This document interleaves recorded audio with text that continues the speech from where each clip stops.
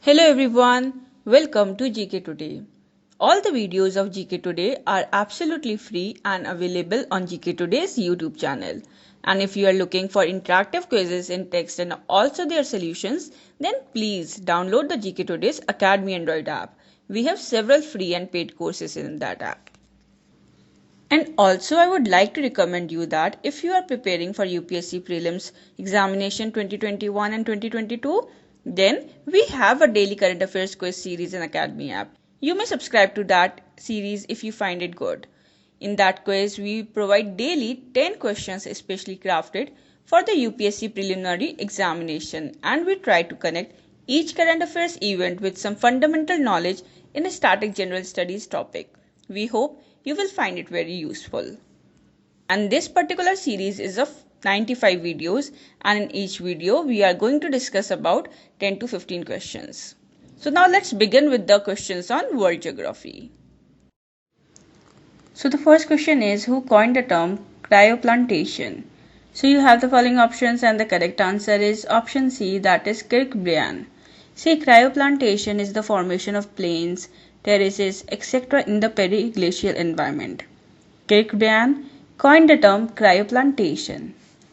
Now the next question is, which among the following is a landform of angular rock debris frozen in interstitial ice overlaid by a layer of talus? So you have the following options and the correct answer is option D, that is rock glacier. See, rock glacier is a landform of angular rock debris frozen in interstitial ice overlaid by a layer of talus. Now the next question is, which among the following is not a type of slow periglacial solifluction? So you have the following options and the correct answer is option B, that is stone lattice. See, the stone lattices are erosional features of the winds, and some types of slow periglacial solifluction include ice creep, frost creep, gillifluction, plug-like flow. Now the next question is, which among the following geomorphic process is associated with snow patches?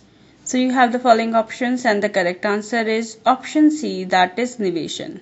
So nivation is the term associated with periglacial landforms, and it is the geomorphic process associated with the formation of snow patches.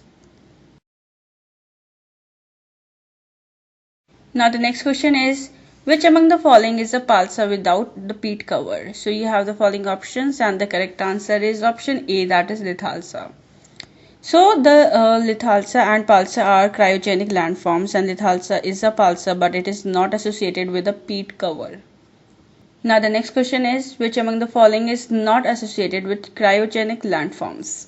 So you have the following options and the correct answer is option D, that is grooves. See, grooves or groovings are landforms associated with the erosional feature of the rivers. Cryogenic landforms include hummocks, pingos, plazas, lithalsas, etc. Now the next question is, what are cryogenic landforms associated with?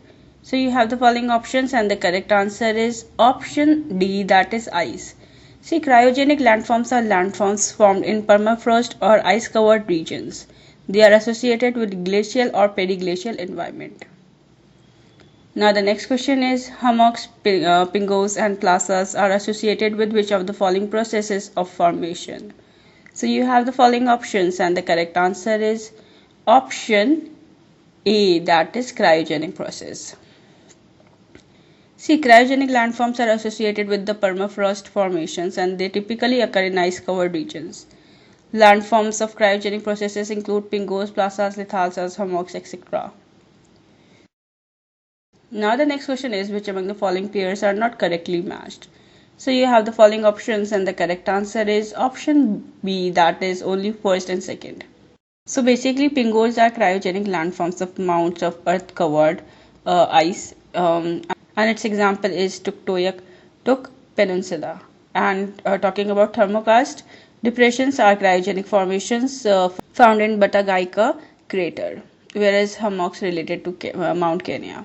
Now the next question is, who made the earliest description of pingo?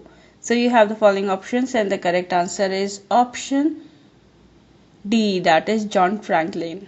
See, John Franklin in 1825 made the earliest description of the Pingo when he climbed a small one Ellis Island on the Mackenzie Delta.